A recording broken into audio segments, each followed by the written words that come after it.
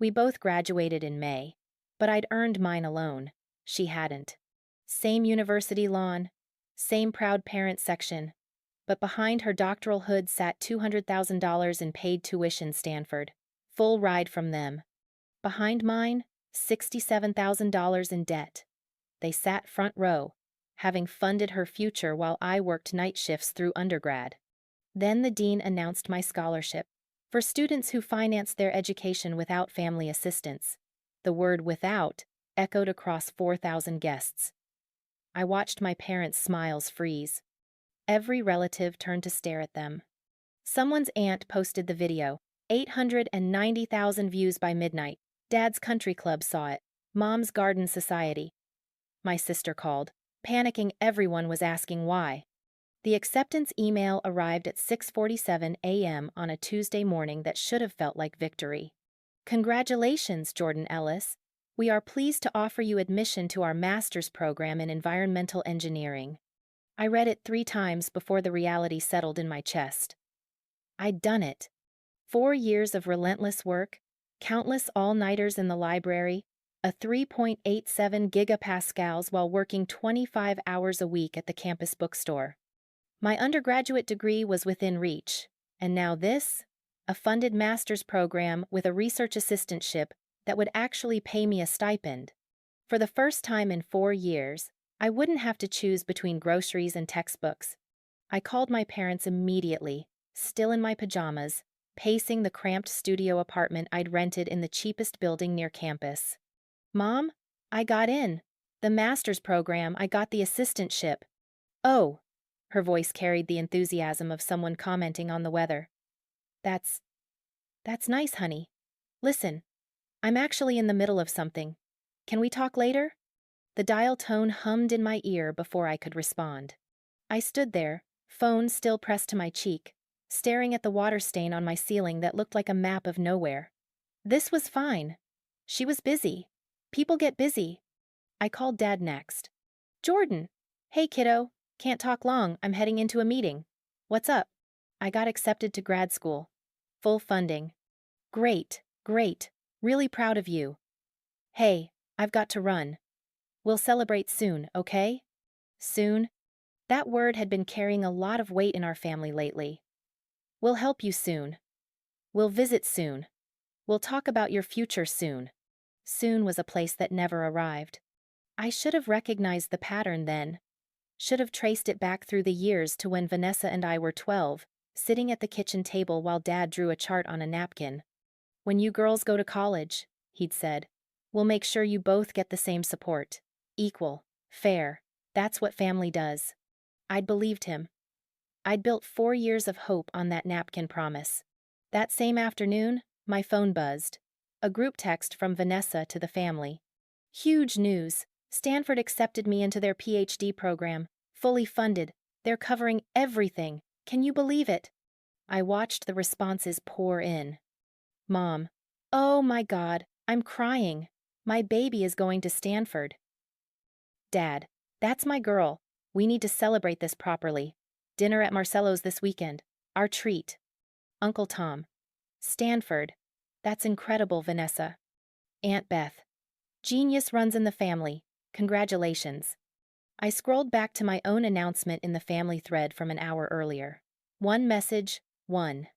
Vanessa. Cool, Jordan. I set my phone face down on my desk and tried to convince myself that doctoral programs were bigger deals than master's programs, that Stanford was more impressive than my state university, that their excitement made sense. But math doesn't lie, and I'd always been good at math. Vanessa's fully funded PhD meant stipend, tuition, health insurance, research budget. She'd be paid to get her doctorate. My master's program offered the same. We were both getting the same opportunity. So, why did their reactions feel like different languages? That night, I calculated my total debt, $67,234.19.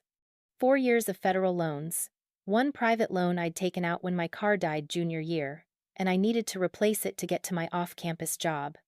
Every dollar borrowed because, we're a little tight right now, honey. Can you make it work? I'd made it work. Ramen became a food group. I learned to shower at the campus gym to save on utilities. My winter coat was from Goodwill. My laptop, a refurbished model from 3 generations ago. I made it work because I believed in that napkin promise. Equal support. That's what family does. 2 weeks later, I was restocking shelves at the bookstore when I overheard two students talking near the engineering section. Did you see that new Lexus in the faculty lot? Which one? Silver one. Temporary tags. Someone's parents must be loaded. I glanced out the window. Silver Lexus SUV, gleaming in the afternoon sun. Temporary paper plates, visible in the rear window. My parents drove a 12-year-old Honda. At least, they had the last time I'd seen them. That evening, I checked Mom's Facebook. There it was, a photo of her and Dad standing beside a silver Lexus, posted 6 days ago. New adventures require new wheels. 43 likes, 27 comments, not a single mention of graduations or master's programs, or daughters who'd earned their degrees in debt. I zoomed in on the license plate holder. Purchased from Riverside Luxury Motors. I saved the photo to my camera roll, though I didn't know why yet. Just a strange feeling in my chest, like something was shifting beneath the surface of our family. Something I couldn't quite name. Something that whispered, calculate, count, compare. So I did. Our family had rules, unspoken ones that lived in the space between what was said and what was done. Robert and Linda Ellis, 2 daughters born 4 minutes apart, Vanessa first, me second. 1 son, Marcus, born 3 years later. Middle-class upbringing in a suburb where success was measured in college bumper stickers and championship banners. We looked like equality from the outside. Matching bedrooms, same curfew, shared car once we turned 16. But if you looked closer, if you counted, the pattern emerged like invisible ink under heat. Age 10. Our birthday party. Technically shared because we were twins, but Mom insisted on separate cakes so you each feel special. Vanessa's cake. 3-tier princess castle from Sweet Dreams Bakery. $890. Custom fondant work. Edible glitter. It took up half the kitchen table. My cake. Sheet cake from the grocery store. $150. Happy birthday, Jordan. Piped in blue icing. It tasted fine. It looked like an afterthought. When I asked why the difference, Dad ruffled my hair. Vanessa's just pickier about these things, kiddo. You're easygoing. That's a strength. Easygoing meant cheaper. I learned that early. Age 16. Prom season.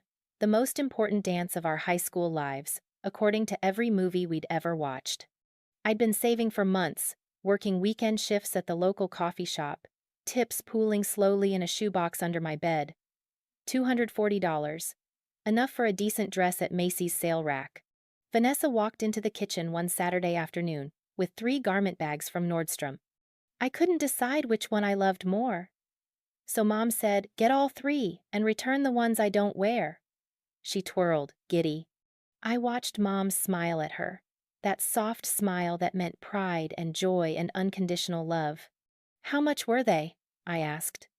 This one was $340, but it's perfect. Look at the beading. I wore my $67 dress from Macy's clearance. It was burgundy. It fit fine. Someone stepped on the hem and tore it, and I safety pinned it in the bathroom and told no one. Vanessa's prom photos went in a professional album. Mine stayed on my phone. Age 18. College move-in day. The beginning of our adult lives, the launching point into independence and growth and all those things parents write about in graduation cards. Vanessa's move-in. Mom, Dad, Aunt Beth, and Uncle Tom drove in 2 cars. They'd reserved a hotel room in Palo Alto for the weekend. Dad rented a U-Haul for her furniture, a desk set. Mom picked out a mini fridge, matching bedding from Pottery Barn, a floor lamp that cost more than my monthly food budget. They took her to dinner at a restaurant with cloth napkins, posted photos on Facebook. Our girls' Stanford adventure begins. My move-in. I loaded my Honda Civic alone. 1 trip. Dad was busy with work. Mom had a migraine.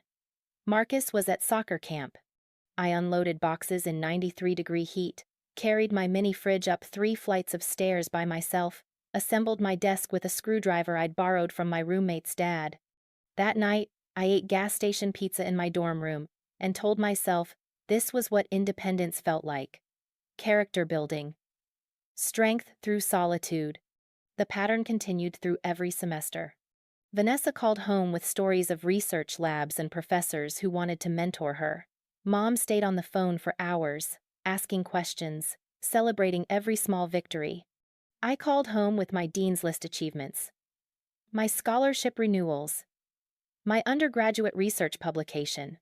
That's wonderful, honey. Hey, I need to call you back, Vanessa's trying to beep in.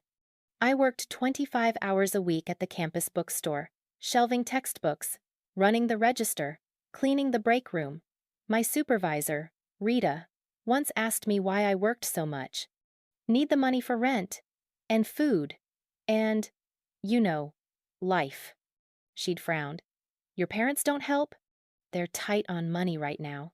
She didn't look convinced, but she didn't push. I took out loans.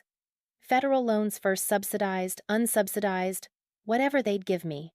Then a private loan junior year when my car's transmission failed, and I needed $4,000 immediately. No car meant no job.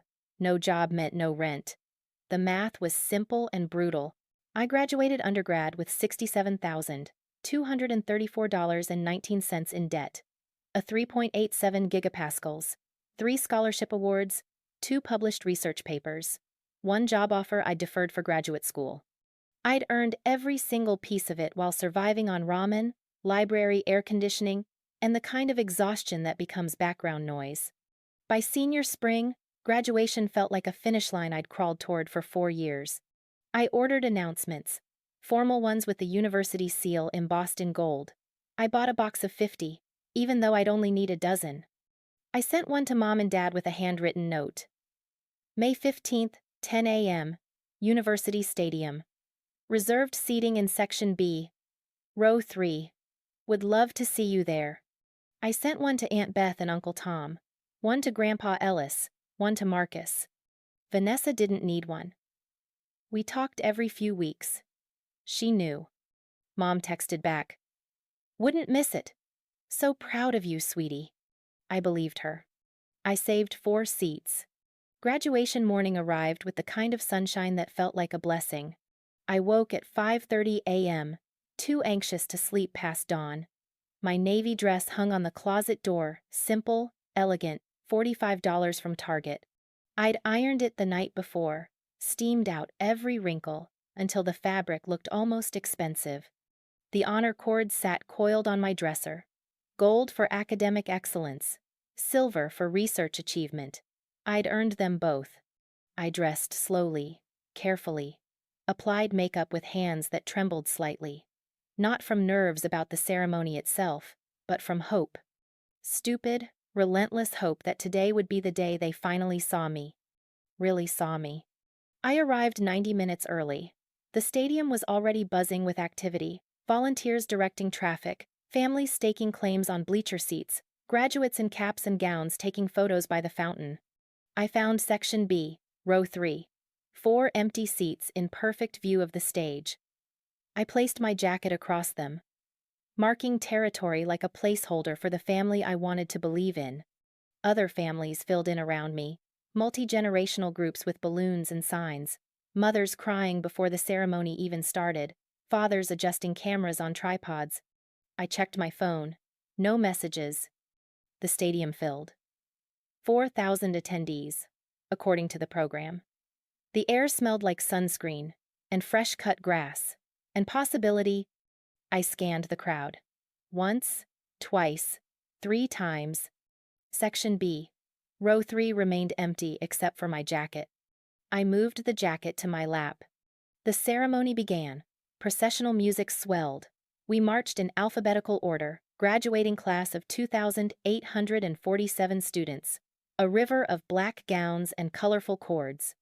I climbed the stadium steps to my assigned row, eyes still searching the crowd. That's when I saw them. Section F, Row 11. 8 rows back and 30 seats to the left. Mom, Dad, Vanessa, Marcus. They'd come. They were here. Just not where I'd asked them to sit. Not in the seats I'd reserved. Not close. I told myself it was fine. Maybe the reserved section was full. Maybe they'd arrived late. Maybe... The dean took the podium. Names were called in alphabetical order. Engineering graduates first. Jordan Marie Ellis. I stood, walked across the stage, accepted my diploma with hands that had gone numb. Polite applause from 4,000 people who didn't know me.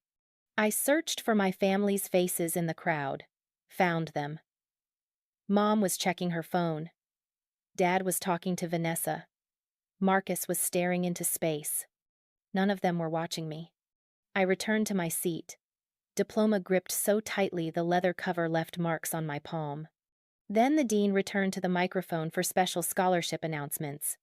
The Chancellor's Independent Scholarship is awarded annually to 5 students who have demonstrated exceptional academic achievement while financing their education independently without family financial assistance. The word "without" echoed through the stadium speakers. This year's recipients are... My name was third on the list. I stood again, walked to the stage again, accepted a certificate and a medal, and congratulations that felt both validating and humiliating. Because everyone heard it, everyone processed those words. Without family financial assistance. I glanced at section F. Row 11. My parents' faces had gone white. Frozen. Like someone had pressed pause on their expressions. Around them, other guests were turning, looking, connecting dots. The woman next to Mom leaned in, said something. Mom's smile cracked at the edges. I descended the stage, metal heavy around my neck. The rest of the ceremony blurred. Names called. Applause. The collective hat toss that looked better in photos than it felt in reality. Afterward, I waded through the crowd of embracing families, searching. I found them near the east exit. They were already moving toward the parking lot. Mom, Dad. They turned, slowly. Jordan! Congratulations, sweetie. Mom's voice was too bright, too forced. She hugged me quickly, arms barely touching my shoulders. We're so proud of you, Dad said, glancing at his watch. Did you see the scholarship announcement? We did. That's great. Mom's smile didn't reach her eyes. Vanessa hugged me. Nice speech about being independent. Something in her tone felt sharp. I saved seats for you. Section B. Why did you sit so far back? Oh, we couldn't find them. It was crowded. Mom waved a hand dismissively. I texted you the section number. 3 times. Well, we're here now. That's what matters. Dad's phone buzzed. He checked it. Listen, we need to head out. Long drive back. Congratulations again, kiddo. They left. Just like that. No dinner. No photos at the fountain. No time spent celebrating. I stood in the emptying stadium, diploma in one hand, medal in the other, watching them disappear into the parking lot. My phone buzzed. A text from Marcus. Sorry that was weird. Mom's been stressed all morning. Another buzz. A notification from Instagram. Someone had tagged me in a video. I opened it. Footage from the ceremony. The dean's announcement. The camera panning to my parents in section F, their faces draining of color. People around them looking, whispering. Then the worst part. As I walked off stage, the camera caught audio. Mom's voice whisper hissing to Dad. We need to leave now before people start asking questions. The video already had 14,000 views. I replayed it. Again. Again. Before people start asking questions. What questions? I looked down at my medal. The words engraved. Independent achievement. Something cold and sharp settled in my chest. I opened my banking app. Checked my loan balance. $67,234.19. Then I opened a browser. Typed Stanford PhD program tuition costs. The number loaded. $198,750 for a 3-year doctoral program. My hands started shaking. I searched Mom's Facebook, scrolled back 3 weeks, found the post about Vanessa's acceptance. So proud of our girl. We'll make sure she has everything she needs for this incredible journey. We'll make sure. I clicked through to the comments. Found one from Aunt Beth. You two are such generous parents. Vanessa's so lucky to have you funding her dreams. Mom's reply. We'd do anything for our kids. All of them. All of them. I sat down on the stadium steps, diploma and medal beside me. The math was writing itself in my head. $198,750 for Vanessa. $0 for me. And somehow, I was the independent one. I watched the video 47 times that first night. My laptop screen glowed in the darkness of my studio apartment, the ceremony footage playing on loop. Each replay sharpened the details I'd missed in real time, the way Dad's jaw tightened when the dean said, "Without family financial assistance," how Mom's hand flew to her mouth, the woman next to them leaning in with a question Mom visibly ignored.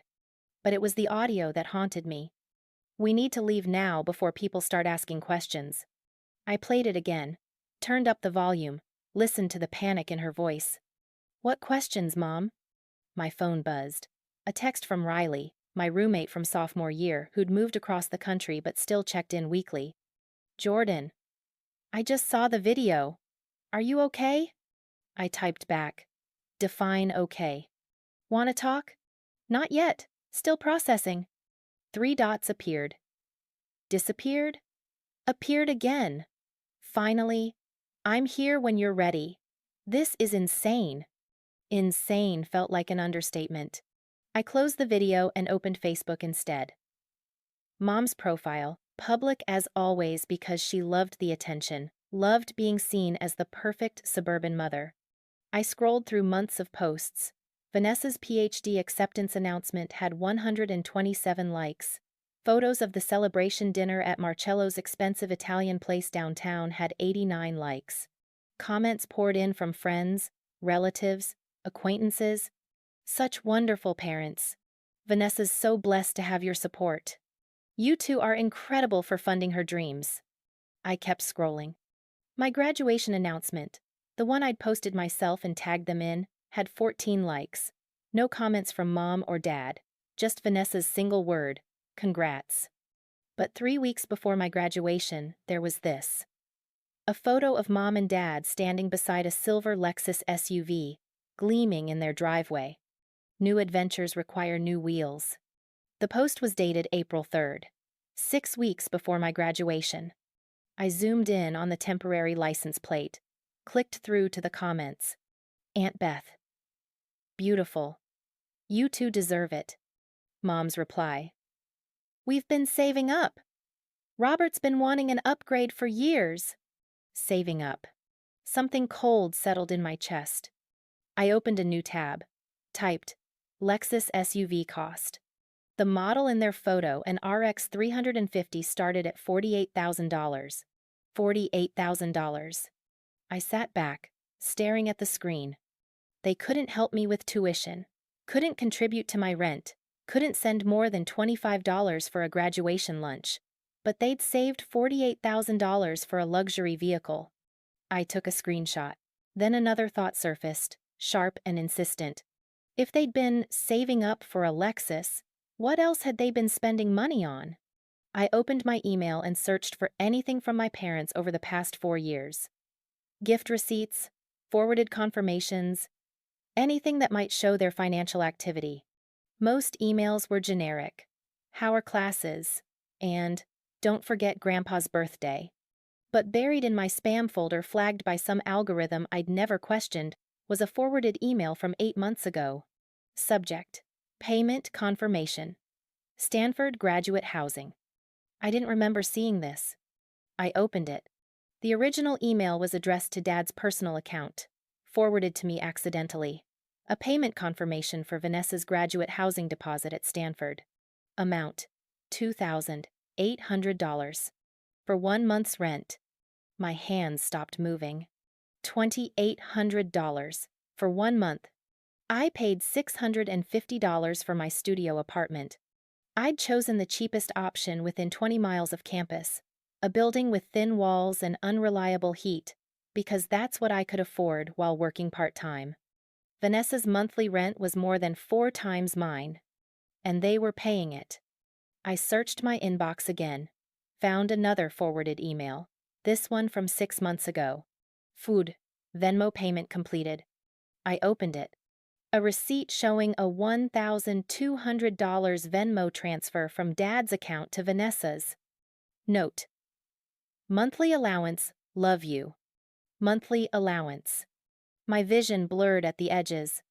I clicked through my bank app, pulled up my transaction history from that same month. Work-study deposit, $487. Bookstore paycheck, $634. Grocery spending, $142. Utilities, $89. I'd lived on $1,300 that month while working 50 hours combined. Vanessa had received $1,200 as an allowance for existing. I stood up, paced my apartment, sat back down, opened a new document on my laptop, and titled it Evidence.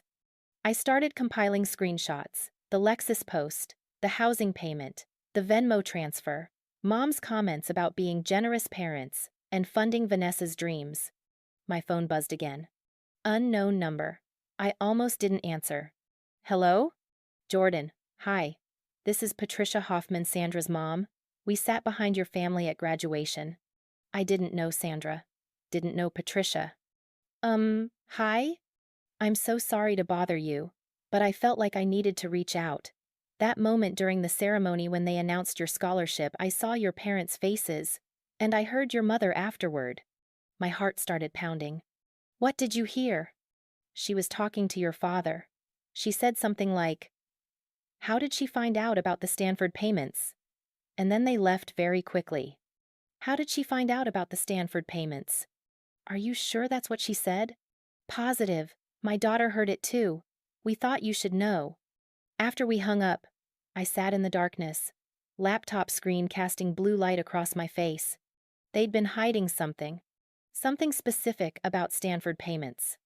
Something they didn't want me to know. I opened my banking app again, then Venmo, then every financial record I had access to. If they'd been paying for Vanessa's entire life at Stanford, tuition, housing, allowances, where was that money coming from? And more importantly, why had they told me they had nothing to give? I couldn't sleep. At 2:47 a.m., I was still sitting at my desk, clicking through browser tabs, searching for answers to questions I didn't fully understand yet. That's when I found it. I'd been checking my email, the spam folder specifically, wondering what else might have been filtered out when I saw an email from 11 months ago. Subject: forwarded twice. First from Stanford's billing office to Dad's email, then from Dad's email to Mom's email, and somehow, accidentally, to my email address. A typo in the CC field, one letter different from Mom's address. I'd never noticed it. The spam filter had buried it. My cursor hovered over the email. I clicked.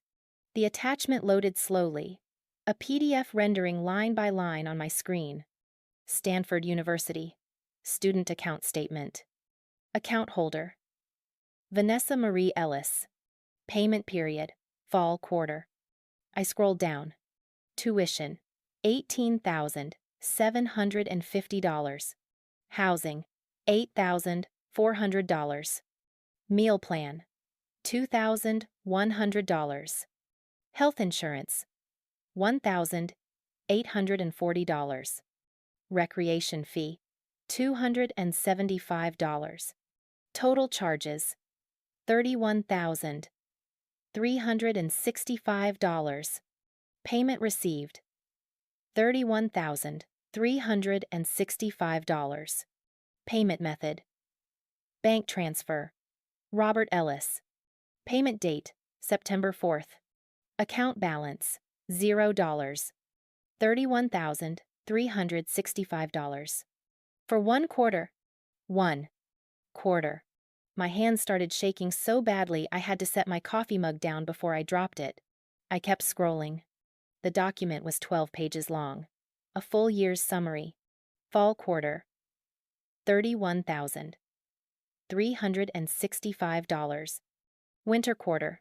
$29,210. Spring quarter. $28,980. I did the math on my phone's calculator, fingers slipping on the screen. Total first-year payments, $89,555. $89,555. In 1 year, while I was taking out loans, while I was working 2 jobs, while I was eating ramen and skipping meals to afford textbooks. I opened a new tab with trembling fingers. Searched. Stanford PhD program length. Average time to completion, 5 to 6 years.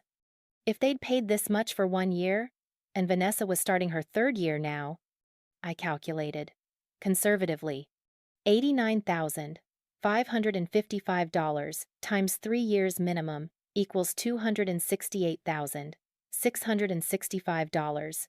$268,000. Possibly more.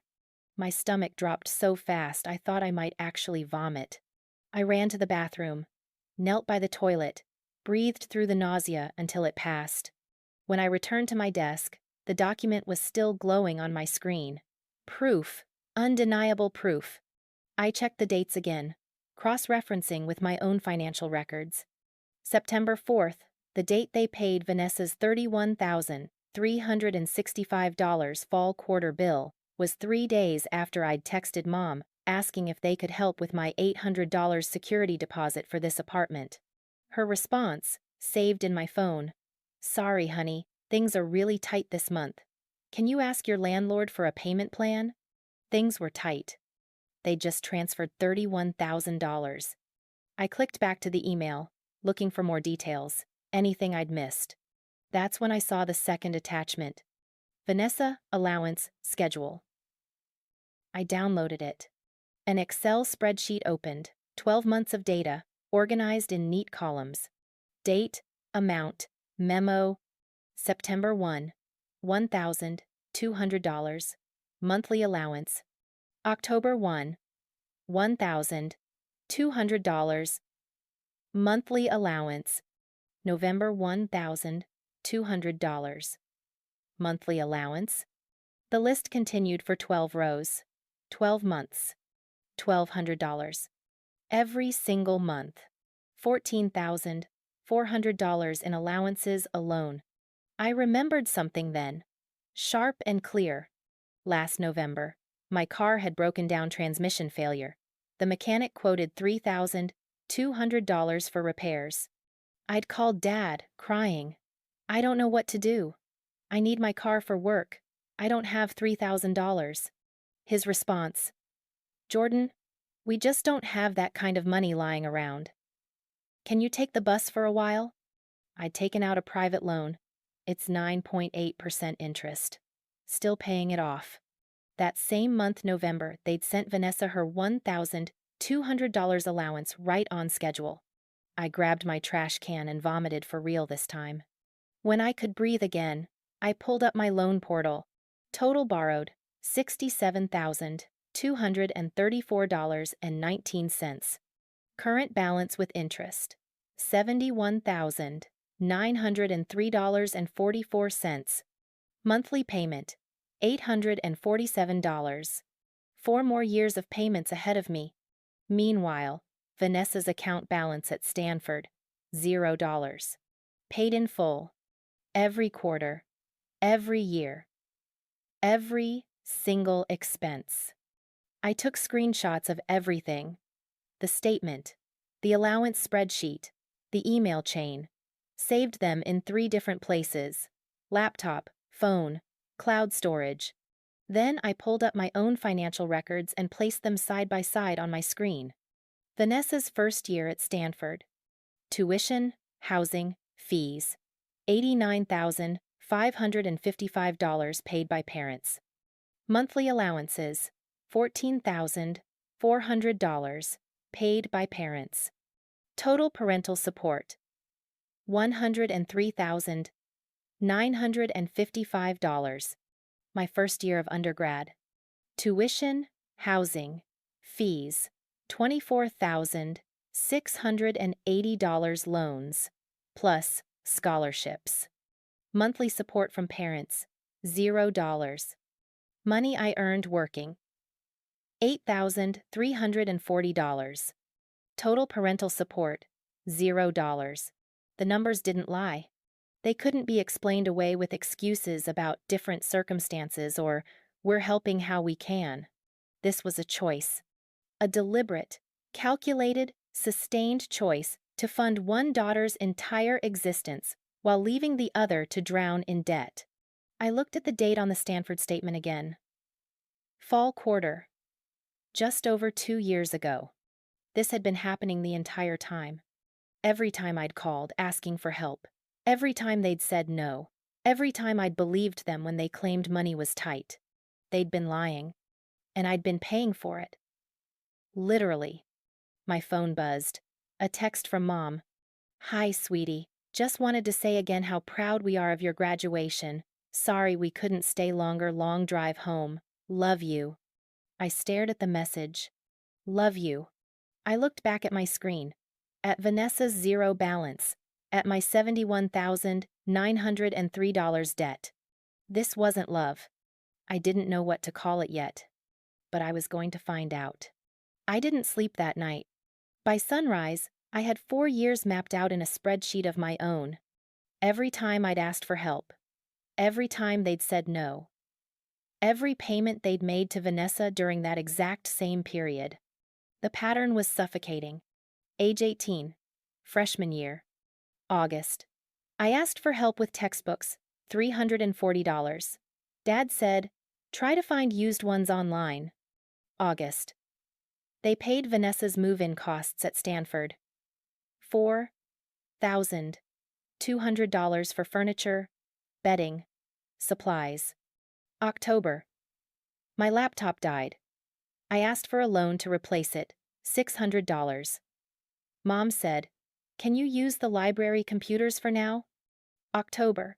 They sent Vanessa $1,200 allowance, plus a $400 emergency payment when she wanted concert tickets. December. I came home for winter break with $11 in my bank account. Couldn't afford gifts, felt ashamed. December. Vanessa's Christmas present from them, $800 airline credit for spring break travel. Age 19, sophomore year. February. I got the flu. Missed 3 days of work. Asked if they could cover my $89 utilities bill while I recovered. Mom. "We're stretched thin this month, honey." February. Vanessa's Venmo allowance, $1,200. Memo. Extra $200 for that conference in Boston. Have fun. May. My wisdom teeth needed extraction. $840 after insurance. I asked if they could help with half. Dad. That's what payment plans are for, kiddo. May. They paid Vanessa's summer housing in Palo Alto, $3,600 for 3 months. Age 20. Junior year. September. My apartment building required a $800 security deposit. I'd just paid tuition and was broke. Text to Mom. "Can you help with the deposit? I'll pay you back." Mom. "Sorry, honey. Things are really tight this month." September. They paid Vanessa's $31,365 Stanford fall quarter bill. In full. 3 days later. November. My car's transmission failed. $3,200 to fix. I called crying. Dad. "We just don't have that kind of money lying around." November. Venmo to Vanessa. $1,200. Same day as my phone call. Age 21. Senior year. January. I applied for emergency aid through the university because I couldn't afford both rent and food. Received $200 food voucher from the Student Crisis Fund. Didn't tell my parents. Too humiliated. January. Vanessa posted Instagram photos from her winter research trip to Switzerland. Caption: so grateful for my parents' support. April. They bought the Lexus. $48,000. April. I graduated. Gift from them. $25 Starbucks card. I sat back from my laptop, the spreadsheet glowing accusingly. 4 years. 48 months of parallel lives. I'd worked 25 hours a week for 4 years. That was 1,200 hours per year. 4,800 hours total. 4,800 hours of my life, spent shelving books and running cash registers and cleaning break rooms so I could afford to exist.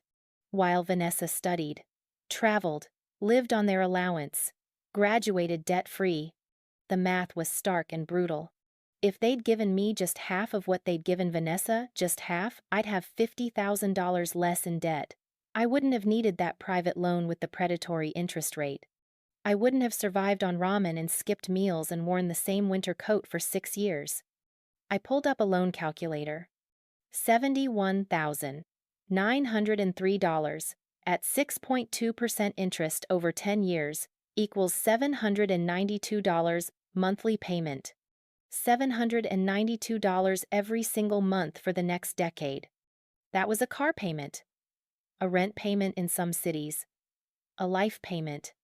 Meanwhile, Vanessa would start her career with nothing hanging over her head.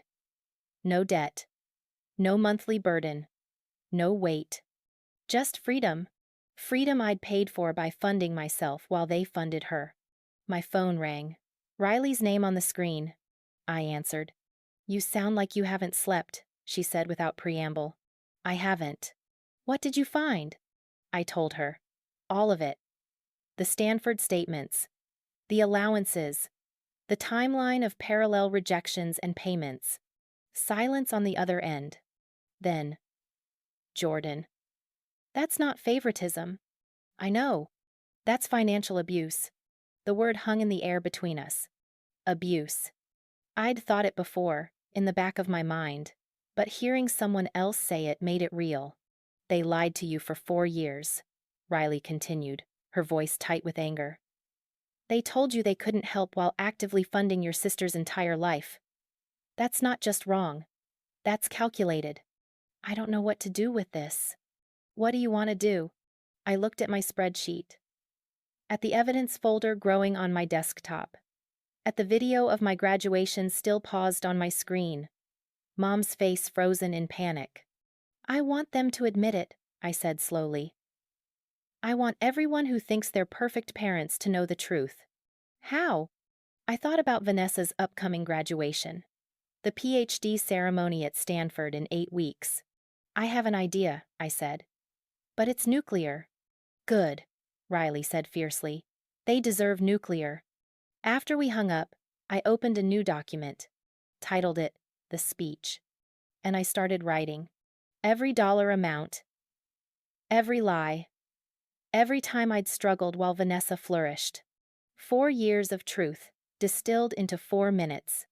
They'd hidden this from me, from everyone. But secrets only survive in darkness, and I was about to flood theirs with light. I met Riley at the 3rd Street Coffee House 2 days after finding the Stanford statements. She was already there when I arrived, sitting at our usual corner table by the window. 2 cups of coffee waited, 1 black for her, 1 with too much cream for me. You look terrible, she said as I sat down. Thanks. I mean it. When did you last sleep? Does staring at bank statements count as sleep? Riley leaned forward, elbows on the table. Show me. I pulled out my laptop, opened the evidence folder, turned the screen toward her. She scrolled in silence. The Stanford statement, the allowance spreadsheet. My parallel timeline of rejections and payments. Her jaw tightened with each document. Jesus, Jordan. I know. No, I don't think you do. She looked up, her eyes fierce. This isn't favoritism. This is financial abuse. That's what you said on the phone. Because it's true. Riley spun the laptop back toward me. Look at this objectively. They lied to you repeatedly, claimed poverty while spending six figures on your sister, let you take out predatory loans while sending her monthly allowances. That's not just wrong, it's calculated cruelty. My throat tightened. They're my parents. That makes it worse, not better. I stared into my coffee. What am I supposed to do with this?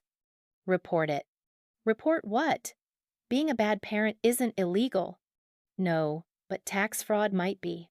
Riley pulled the laptop back, clicked through documents. You said they claimed you as a dependent on their taxes? For 3 years. I filed independently, but I saw their return once when I was helping Dad with paperwork. While giving you zero financial support? Riley's fingers flew across the keyboard. That's illegal. You can't claim someone as a dependent unless you're actually supporting them financially. I hadn't thought of that. Plus, Riley continued, if they claimed education credits for you while not paying your tuition, that's fraud. The IRS doesn't mess around with that. You think I should report my own parents to the IRS? I think you should consider it. Her voice softened. Jordan, they stole from you. Maybe not directly, but they took tax benefits in your name while leaving you to drown. That's theft. I processed this slowly. What else? I asked. What do you mean? You said, report it. Report to who? The IRS is one option. What else? Riley sat back, studying me. What do you want to happen here? I want them to admit it, publicly. Define publicly. I thought about Vanessa's graduation. Stanford, 8 weeks away. I want to give a speech at Vanessa's PhD ceremony, I said. 4 minutes. Everything I found. Every lie. Every dollar amount. I want everyone there to know exactly what they are. Riley didn't blink. That's nuclear. Good. You'll destroy your relationship with them. What relationship? My voice cracked. The one where they pretend to love me equally? Where I'm supposed to be grateful for scraps? Riley reached across the table, grabbed my hand. I'm not saying don't do it. I'm saying make sure you're ready for the fallout, because once you expose this, there's no going back. I know. Your sister will hate you. She already has everything else. Riley squeezed my hand. Then let's do this right. You need a lawyer first. Someone who can tell you if you have legal options beyond public humiliation. I can't afford a lawyer. Free consultations exist. And honestly? She gestured at the laptop. With this kind of documentation, you might find someone who'll take your case pro bono or contingency. This is the kind of story that makes lawyers' careers. I hadn't considered that angle. Will you come with me? I asked. To the consultation? Obviously. Riley pulled out her phone. I'm Googling family law attorneys right now. We'll find someone who specializes in financial abuse cases. Is that really what this is? Riley looked at me like I'd grown a second head. Jordan, they psychologically tortured you for 4 years. Made you believe you weren't worth investing in while lavishing money on your twin. That's textbook abuse. The fact that it was financial instead of physical doesn't make it less real. Something broke open in my chest. I thought I was being dramatic, I whispered. You're not. You're being gaslit. But that ends now. Attorney Yolanda Park's office was smaller than I'd expected. 3rd floor of a converted historic building downtown, plants on every windowsill, framed degrees covering one wall. She was maybe 40, sharp-eyed, wearing a navy suit that probably cost more than my monthly loan payment. Riley sat beside me on the leather sofa. My evidence folder, now printed and organized in a 3-ring binder, sat on my lap. Thank you for seeing us, I said. Of course. Yolanda gestured at the binder. Your email was compelling. Tell me everything. I did. 30 minutes of explanation. The graduation ceremony. The viral video. The Stanford statements. The 4-year timeline of lies. Yolanda took notes on a yellow legal pad, asking occasional clarifying questions. When I finished, she set down her pen. "This is serious," she said. "How serious?" "Potentially criminal serious?" She flipped through her notes.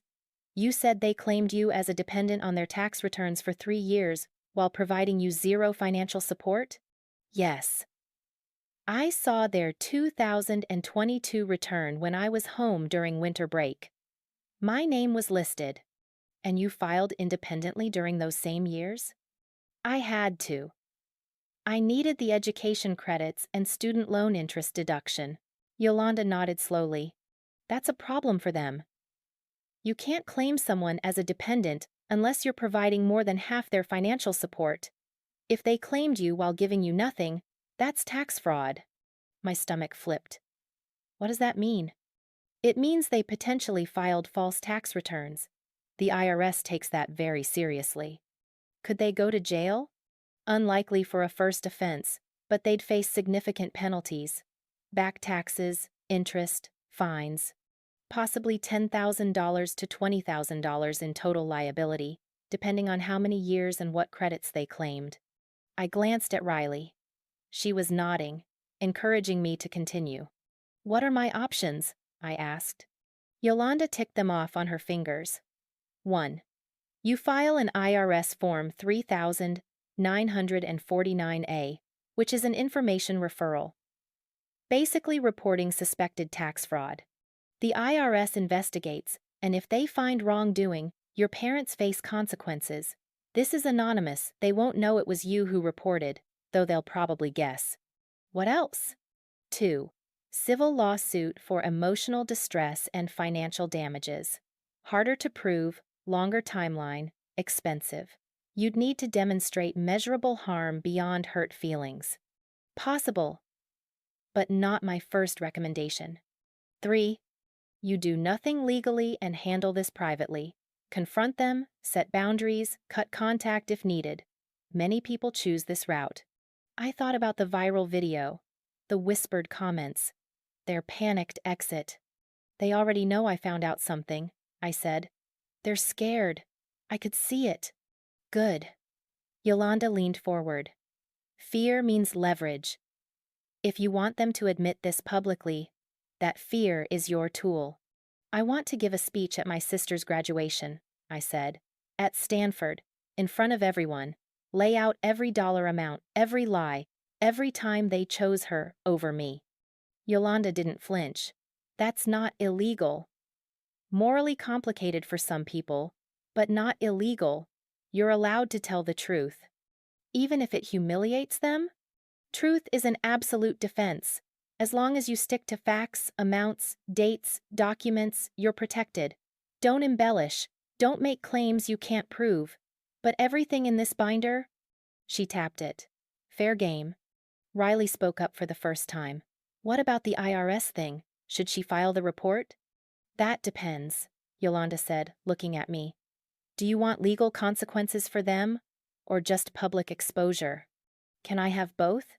"Absolutely. File the IRS report first, that takes months to process. Then do your speech. By the time they're dealing with public fallout, the IRS investigation will already be underway." My hands were shaking. "How long does an IRS investigation take?" 6 to 12 months typically, but once you file, it's out of your hands. They'll audit your parents' returns, request documentation, interview them if needed. It's thorough. I looked at Riley. She nodded once. "Okay," I said. "I want to file the report." "Smart choice." Yolanda pulled out a form. "I'll help you fill this out right now." "And Jordan?" "Yeah?" "You're not overreacting. What they did was wrong. Don't let anyone tell you otherwise." The IRS Form 3949A was simpler than I expected. Just boxes to check and a narrative section where I explained, in clinical detail, how my parents had claimed me as a dependent while providing zero financial support. I attached copies of their tax return pages, my own returns showing independent filing status, and my student loan statements proving I'd financed my entire education. Yolanda reviewed everything twice before I submitted it online. Confirmation number, she said, showing me the screen. Save that. The IRS will contact you if they need additional information, but most likely you won't hear anything until the investigation concludes. What happens now? Now you build the rest of your case for the speech. You'll want more than just financial documents. You need the emotional narrative too. Over the next 3 weeks, I became an archivist of my own pain. I compiled text messages, hundreds of them, spanning 4 years. Me. Freshman year. Mom, can you help with my $89 electric bill? I had to miss work when I was sick. Mom, we're stretched thin this month, honey. Try to pick up extra shifts when you're better. Me, sophomore year. Dad, my car needs $3,200 in repairs. I don't have that kind of money. Dad. That's tough, kiddo. Have you looked into payment plans? Me, junior year. Can you help with my $800 apartment deposit? I'll pay you back. Mom. Things are really tight right now. Can you ask your landlord for an extension? Each message was dated. Each had a corresponding Venmo payment to Vanessa within days, sometimes hours of their rejection. I organized them chronologically in a presentation document. I pulled social media posts. Screenshots of Mom's Facebook bragging about Vanessa's achievements, her generous parenting, her pride in funding her daughter's dreams. Plural daughter, as if she'd funded both of us equally. I found old emails. The accidentally forwarded Stanford payment confirmations. The housing receipts. One particularly damning email where Dad told Vanessa, "Don't worry about money, just focus on your research. We've got you covered for everything." Everything. I documented my work history. Pay stubs from 4 years of campus bookstore employment. Tax returns showing $8,000 to $11,000 in annual income, barely enough to survive. Bank statements with balances that dipped as low as $11.47. Riley helped me create a visual presentation, a split-screen comparison. Left side, Vanessa's support. Tuition paid, $268,665 plus. Monthly allowances, $14,400, year. Housing paid, included in tuition. Total parental investment, $300,000 plus. Graduating debt, $0. Right side, Jordan's support. Tuition paid, $0. Monthly allowances, $0. Housing paid, $0. Total parental investment, $0. Graduating debt, $71,903. The numbers were devastating in their simplicity. "This is powerful," Riley said, reviewing the presentation. "But you need more than numbers. You need moments." She was right. I wrote out specific memories.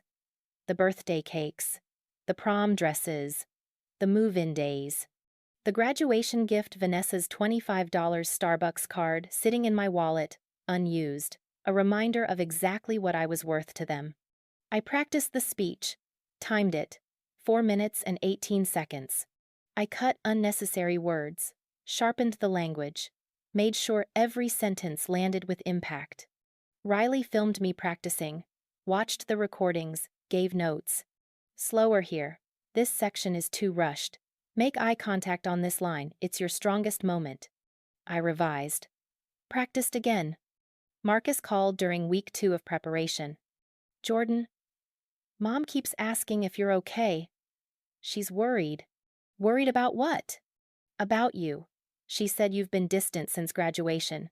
She wants to talk." I almost laughed. "Tell her I'm fine." "Are you?" "Better than I've been in years, actually." Silence on his end. Then, "What did you find?" "What makes you think I found something?" "Because I know you. And I know them." "What is it?" I considered telling him. But Marcus was still living at home, still dependent on them for college support. He'd be caught in the middle. "Ask me again in 2 months," I said. "Jordan." 2 months, Marcus. I promise I'll explain everything." By week 3, my evidence binder was 5 inches thick. I'd organized it into sections with color-coded tabs: financial documents, communications, social media, timeline comparisons, legal filings. I made 3 copies, one for me, one for Riley, one stored in a safety deposit box at my bank. Yolanda reviewed the presentation one final time. "This is airtight," she said. "Devastating, but airtight. Are you ready for the consequences?" "I'm ready for the truth. Those aren't always the same thing." "They are for me," she nodded. "Then you're ready. Vanessa's graduation is in 3 weeks? May 23rd, Stanford's Frost Amphitheater, outdoor ceremony. About 180 guests expected. And you're sure you can get access to the microphone?" "I'll figure it out, even if I have to make a scene." Riley squeezed my shoulder. "We'll be there. You won't be alone." I looked at my binder. 4 years of pain, distilled into 4 minutes of truth. They'd made me invisible for so long. But in 3 weeks, at my sister's perfect graduation, in front of everyone they'd tried to impress, I was going to make them see me. All of me. Every dollar they'd denied. Every lie they'd told. Every moment I'd struggled while they funded her comfort. 3 weeks. Then the reckoning. I circled May 23rd on my calendar with red permanent marker. Vanessa's PhD graduation, Stanford's Frost Amphitheater, 3 weeks away.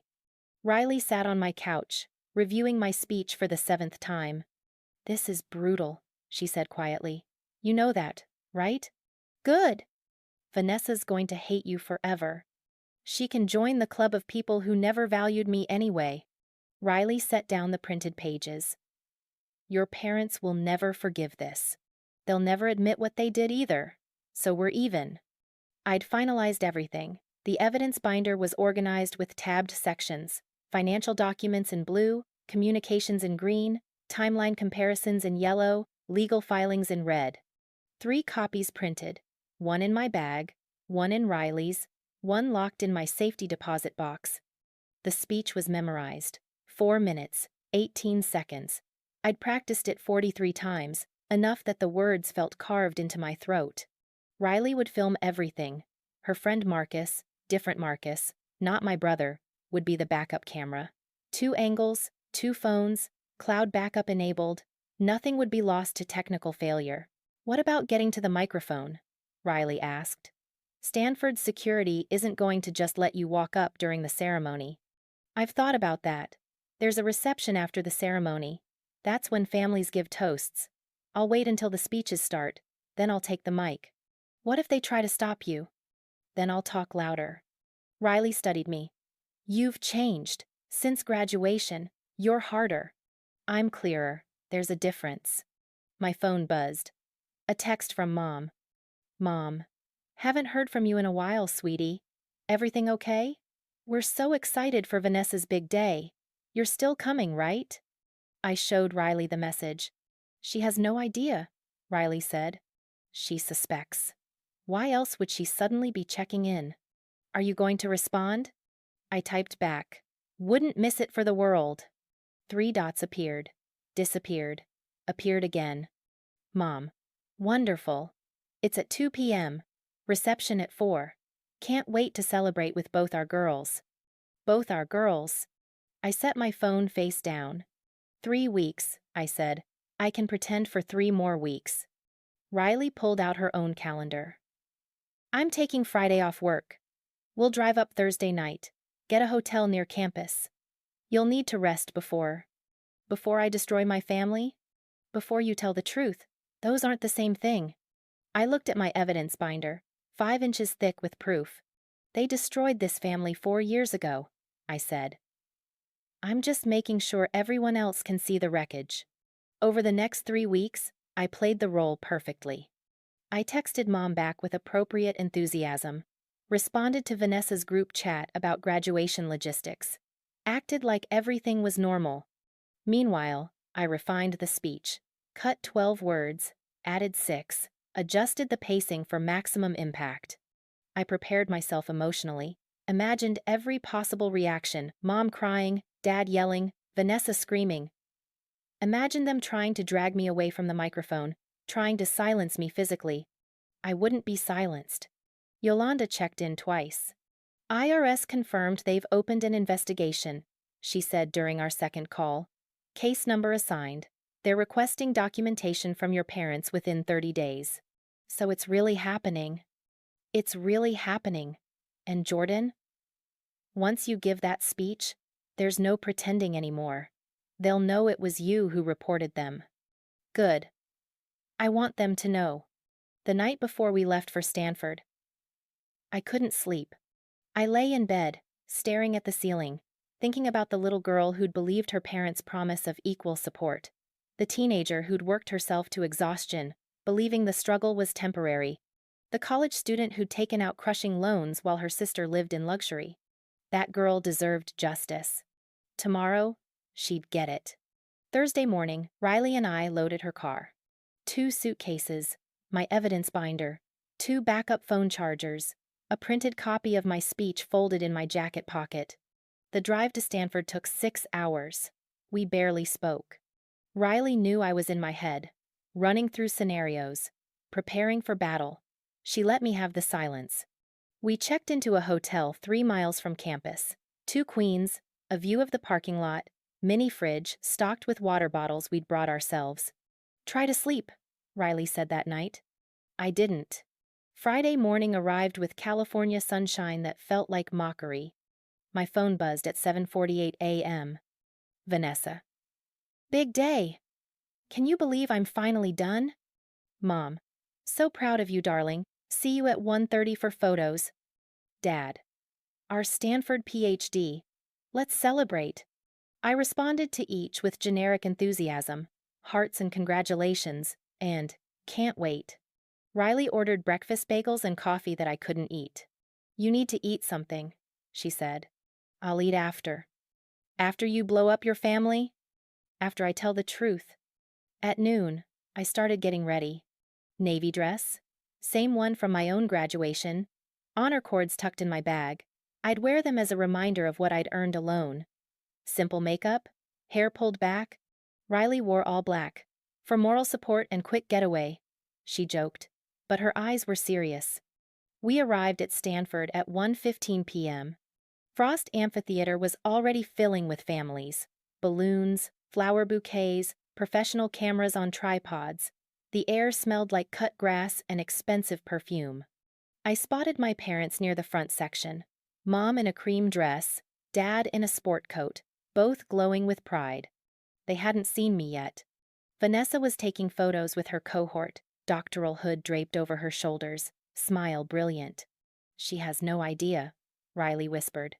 None of them do.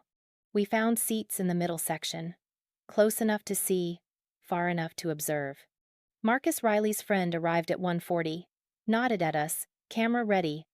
The ceremony began at 2 sharp, processional music. 212 doctoral candidates, family cheering. Dean's welcome speech about achievement and perseverance and the future. I barely heard any of it. My hand kept touching the evidence binder in my bag. Physical proof. Undeniable. Vanessa's name was called. She walked across the stage, received her diploma, posed for photos. My parents stood, cheering louder than anyone. I watched them celebrate her. Watched them beam with pride for the daughter they'd invested everything in. The daughter they'd chosen. The ceremony ended at 3:35 p.m. Everyone filed toward the reception area, an outdoor pavilion with round tables, catered food, a small stage with a microphone for toasts. This was it. Riley squeezed my hand. You ready? I've been ready for 4 years. We walked toward the pavilion. I carried my evidence binder openly now, no longer hiding it in my bag. People milled around, filling plates, taking photos. The atmosphere was celebration champagne being poured, laughter echoing. I found the event coordinator near the stage. Excuse me, I'd like to give a toast for my sister. She smiled. Of course. Just wait for the family toasts to begin. About 10 minutes. 10 minutes. I positioned myself near the stage. Riley and Marcus flanked me, phones ready. My parents were at a table with Vanessa, surrounded by her professors and friends. Mom was showing photos on her phone, probably the Stanford payment receipts she was so proud of. Dad's arm was around Vanessa's shoulders. Nobody was looking at me. Not yet. The coordinator took the microphone. Welcome, everyone.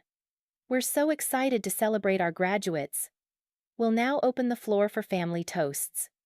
If anyone would like to say a few words. I walked toward the stage. Mom saw me first. Her smile faltered just slightly as I took the microphone. Hi, everyone, I said. I'm Jordan Ellis, Vanessa's twin sister. The crowd quieted. I need about 4 minutes of your time. I stand on the small stage, microphone in hand, evidence binder tucked under my arm. 183 people stare at me. Mom's face registers confusion. Dad's smile freezes. I begin. Vanessa just earned her PhD from Stanford.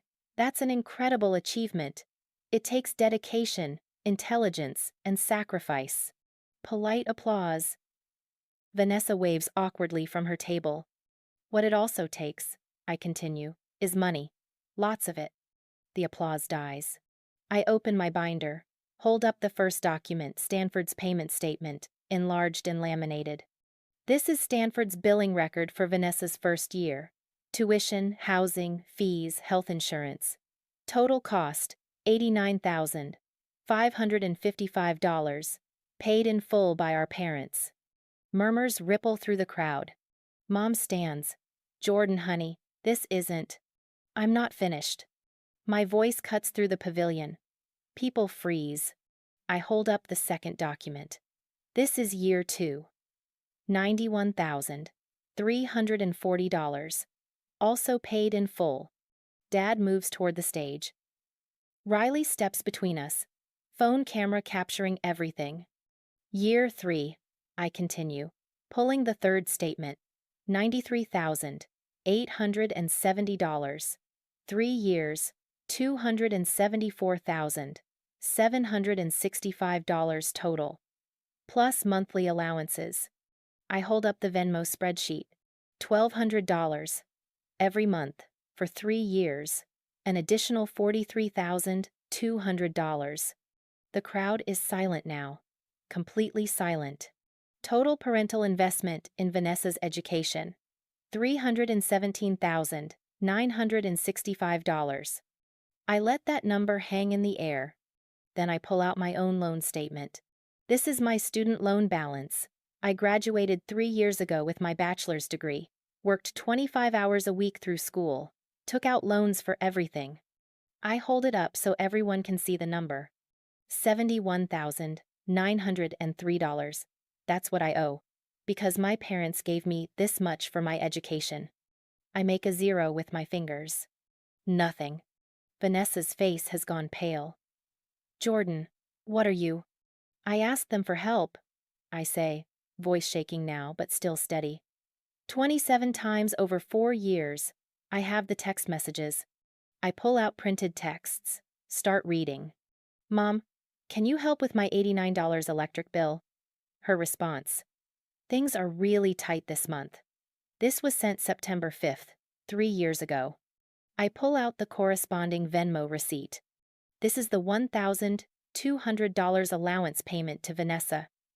Same day. 2 hours later. Gasps from the crowd. Mom's face drains of color. You don't understand. I asked for help with an $800 apartment deposit.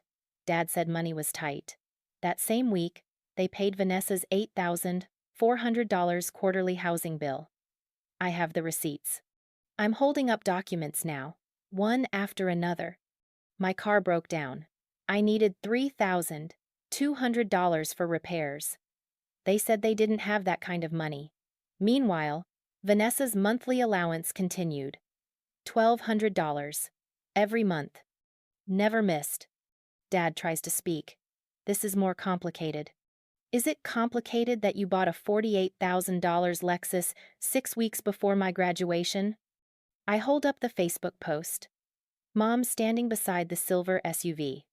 You couldn't send me more than a $25 gift card for graduating with honors, but you could buy a luxury car. Someone in the crowd, one of Vanessa's professors, says quietly, "Oh my God, Here's what makes this criminal, I say, pulling out the final document. You claimed me as a dependent on your taxes for 3 years, while giving me zero financial support. That's tax fraud. I hold up the IRS Form 3949A. I filed this report 4 weeks ago. The IRS confirmed investigation. Case number 2024 to 8847. Mom sinks into her chair. Dad's mouth opens and closes, no sound coming out. You lied to me for 4 years, I say, voice breaking now. You watched me struggle, watched me work myself to exhaustion, watched me take out crushing loans. And the entire time, you were spending hundreds of thousands on her. Tears stream down my face, but I don't stop. You made me believe I wasn't worth investing in, that I had to earn love through achievement while she got it for free. You chose her. Every single day for 4 years, you chose her. Vanessa is crying now too. I didn't know. I know you didn't. This isn't about you. I look directly at my parents. This is about them. About parents who destroyed one daughter to elevate the other. Who funded a PhD while their other child ate ramen and skipped meals. Who bought luxury cars while I borrowed money at 9% interest. I hold up the evidence binder. Every dollar is documented. Every lie is recorded. Every time you said, "We can't help," while simultaneously sending her money, I have proof. The silence is suffocating. Then Aunt Beth stands. Linda, Robert, is this true? Mom tries to speak. We were going to explain. When? I interrupt. After I'd paid off $72,000 in debt? After another decade of struggling? Dad's face crumbles. Jordan, we thought. You thought what? That I wouldn't find out? That I'd just accept being the disposable daughter? I take a breath. Final moment. I filed the IRS report. I hired a lawyer. I have everything documented, and now everyone here knows exactly what you are. I set the microphone down on the stage. The sound echoes. Chaos erupts. People talking, some yelling, Vanessa's sobbing, Mom's trying to reach me, but Riley blocks her path. Aunt Beth confronts Dad, voice rising. You committed tax fraud? Other relatives circle my parents, demanding explanations. Riley grabs my hand. Time to go. We walk toward the exit. Marcus follows, cameras still recording. Behind us, I hear Mom's voice, desperate. She doesn't understand we were going to help her eventually. Eventually. That word that never came. Riley's car is parked close. We reach it in 90 seconds. As we drive away, I see them through the rear window. My parents surrounded by angry family. Vanessa collapsed in a chair. The celebration destroyed. I did that. I told the truth. And it felt like breathing for the first time in 4 years. My phone wouldn't stop. 62 text messages before we left Stanford. Calls from family members, unknown numbers, Vanessa's friends. I turned it off completely. Riley drove us to the hotel in silence. Ordered pizza I couldn't eat. Sat with me while I stared at the wall. You did it, she said quietly. I did. By morning, the video had been shared everywhere. Riley's footage, Marcus's backup angle, at least 3 other recordings from guests. Combined views, over 400,000. The comments were brutal on both sides. Half supported me, half called me vindictive and cruel. I didn't read them. Aunt Beth texted, I believe you. They're not welcome in my home anymore. My brother Marcus. Why didn't you tell me first? Mom called 18 times. I blocked her. Dad emailed. This is a terrible misunderstanding we need to discuss. There was no misunderstanding. Yolanda called that afternoon. The IRS accelerated their investigation. Your parents hired a tax attorney. This is moving forward. Good. The IRS investigation concluded in 4 months. Fast, according to Yolanda. Usually takes 8 to 12. But with your documentation and the public attention, they prioritized it. The findings were clear. My parents fraudulently claimed me as a dependent for 3 consecutive years while providing zero financial support. False education credits claimed $8,400. False dependency exemptions $2,850. Total fraud $11,250. The penalties were severe. Repayment of fraudulent credits $11,250. Interest on unpaid amounts $1,840. Fraud penalty 75% of unpaid tax $8,437. Late payment penalties $980. Total liability $22,507. Due in 90 days. They're requesting a payment plan, Yolanda informed me during one update. But the fraud designation is permanent on their record. It affects credit applications, background checks, future tax filings. Will there be criminal charges? No. The threshold for criminal prosecution is higher, requires proof of willful evasion beyond false claims. But civil penalties are substantial. My parents had to sign an official admission of error, a legal document acknowledging they'd falsely claimed me as a dependent while knowing I filed independently. I requested a copy of that admission. Framed it. The settlement finalized in September. 4 months after Stanford. Dad sent one email. We've paid your price. The IRS penalty nearly bankrupted us. I hope you're satisfied. I didn't respond. But yes, I was satisfied. The truth had a price tag now. $22,507 plus permanent fraud designation. They'd spent $317,965 on Vanessa while letting me drown in debt. This was a fraction of what they owed me morally, but it was something. The family split happened within weeks. Aunt Beth was my first ally. I watched you struggle through college. I gave you $200 for Christmas one year because you mentioned needing textbooks. If I'd known they had hundreds of thousands for Vanessa and nothing for you, I would have confronted them myself. Uncle Tom sided with me immediately. What they did is unconscionable. They're banned from family gatherings I host. The most surprising ally was Grandfather Ellis' dad's own father. He called 5 days after Stanford. I saw the video, his gravelly voice said. Watched it 3 times to make sure I understood correctly. Grandpa, don't apologize. I'm calling to tell you I'm changing my will. Your father gets nothing. You and Marcus split his portion equally. You don't have to. Yes, I do. 2 years ago, they borrowed $15,000 from me. Said they were struggling financially, needed help with bills. Turns out they bought a Lexus that same month. I hadn't known about that loan. They lied to me too, he continued. Made a fool of me.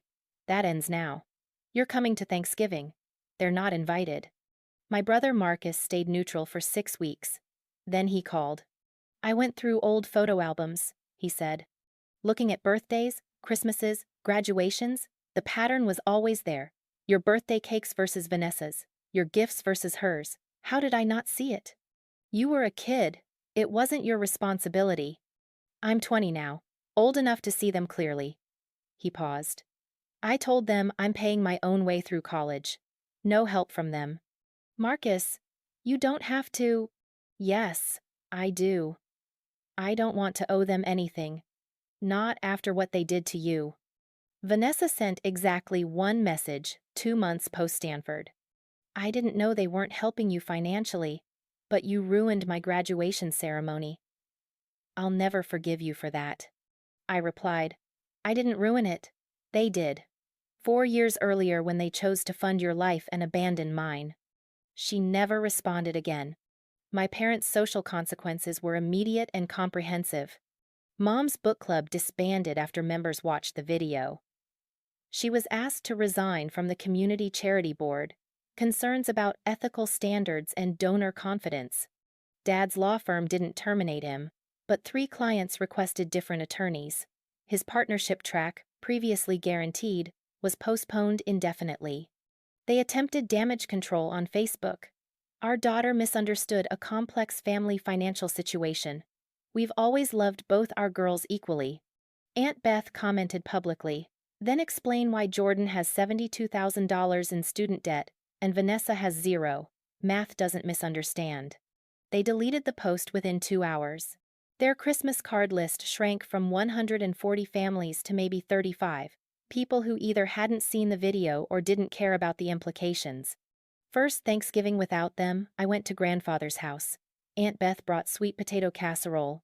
Uncle Tom carved the turkey. Marcus helped with dishes. 4 cousins came, all supportive. We didn't mention my parents. Their absence said everything. Mom texted that morning. "It's not too late. We're still family. Please come home." I blocked the number. Again. By spring, they'd stopped trying to reach me. Marcus reported through occasional updates. They sold the Lexus to make IRS payments. Mom took a part-time retail job. They argued constantly about blame. Dad says Mom made the tax filing errors. Mom says Dad should have saved money for both of you. Marcus explained. They both made choices, I said. They can both live with consequences. The Stanford video eventually reached 2.3 million views across all platforms. Comments ranged from, "You're so brave for speaking your truth," to, "You should have handled this privately, not publicly humiliated them." I never responded to comments, but I saved screenshots of supportive ones. Read them on hard days. Reminders that truth-telling isn't cruelty, even when it feels violent. Justice isn't always dramatic. Sometimes it's quiet, a legal settlement, a family realignment, a permanently closed door. But justice delivered is still justice. They'd made me invisible for 4 years. I'd made them visible for 4 minutes. The scales would never fully balance. But they were closer than before. It's been 3 years since Stanford. 3 years of rebuilding without them.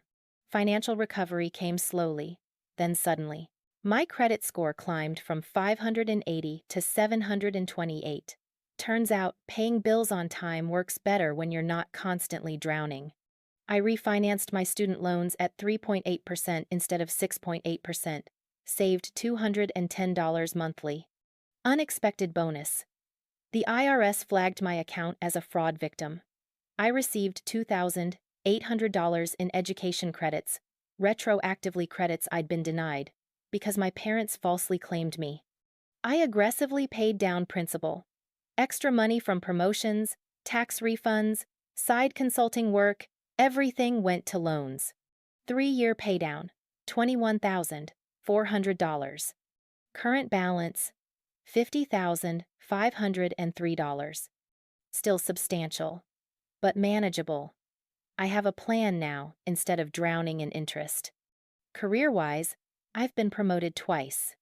8 months after Stanford, environmental engineer 2. Salary jumped from $52,000 to $78,000. Last year, senior environmental engineer at a renewable energy firm, $94,000 annually. Full benefits, 401k matching, 4 weeks vacation. I have savings now, real savings. A 6-month emergency fund sitting securely in case my car breaks down or life happens. The security of knowing I don't need predatory loans anymore. I moved to Portland 18 months ago. 1-bedroom apartment with thick walls, working heat, and big windows facing sunset views. Small balcony where I grow herbs and tomatoes. I adopted a rescue dog.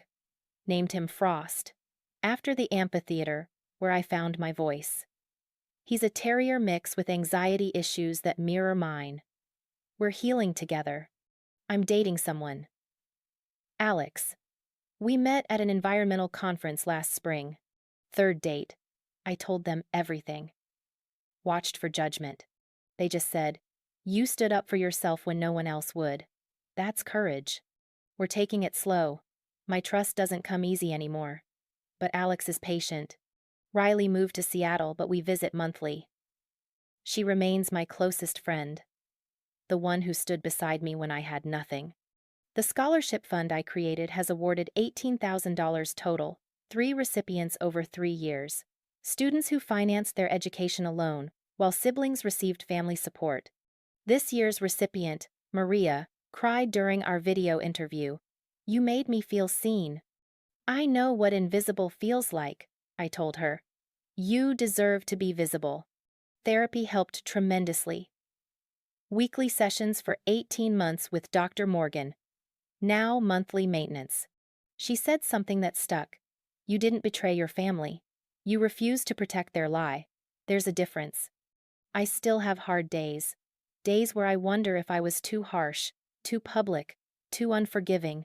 Then I remember. They had 4 years to admit the truth privately. They chose denial. I gave them one chance to explain at Stanford. They chose excuses. I haven't spoken to my parents in 3 years. Zero contact. No calls, texts, emails, or accidental meetings. They attempted outreach twice in year 2, once through Marcus, once via a letter forwarded from my old address. I returned the letter unopened. Told Marcus, I have nothing to say to them. Please stop asking. He respected that. Vanessa and I are permanently estranged. Through Marcus, I heard she finished her postdoc and accepted a research position at Berkeley, still living the fully funded life. I don't resent her education. I resent the system that decided she deserved investment while I deserved debt. She'll reconcile that however she needs to. Marcus and I talk monthly. He's a senior now, paying his own way through state university, with scholarships and work study. Mom and Dad offered to help me, he said once. I declined. I don't want to owe them anything after what I watched them do to you.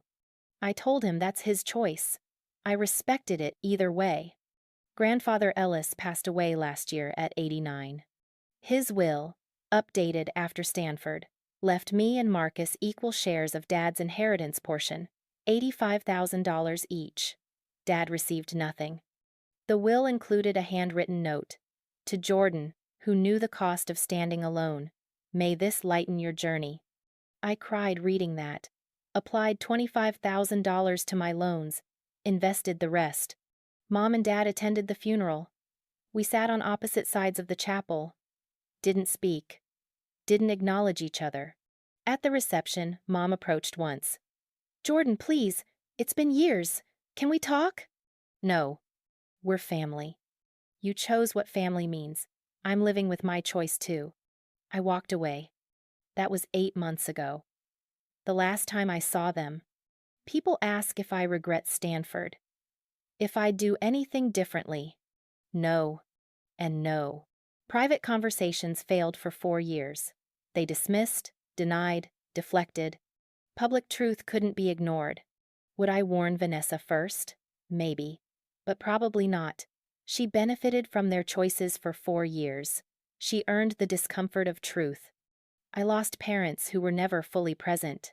A sister who had everything and understood nothing. A family structure built on inequality. I gained clarity, self-respect, freedom from obligation to people who saw me as disposable. I gained chosen family grandfather before his death. Aunt Beth, Uncle Tom, Riley, Alex eventually. I proved to myself I could survive the worst outcome, complete family rejection, and still build something worth living. 3 years later, I'm not completely healed. Some scars remain. But I'm whole, thriving, building a life on my terms. They invested $317,965 in Vanessa's future. I invested in myself. Guess which one of us sleeps peacefully? If you've experienced family betrayal or educational inequality, know this. Your worth isn't determined by who invested in you. Document everything. Speak your truth. Set boundaries without guilt. Some families earn the title through action. Others just share DNA. You decide which relationships deserve your energy. Justice delayed isn't always justice denied. Sometimes it's justice building its case. To everyone who's been the disposable child, the one who struggled while a sibling flourished, your story matters. You matter. This is Achiever Betrayed, where we share stories of those who succeeded despite being undermined by the people who should have supported them most. Thank you for listening.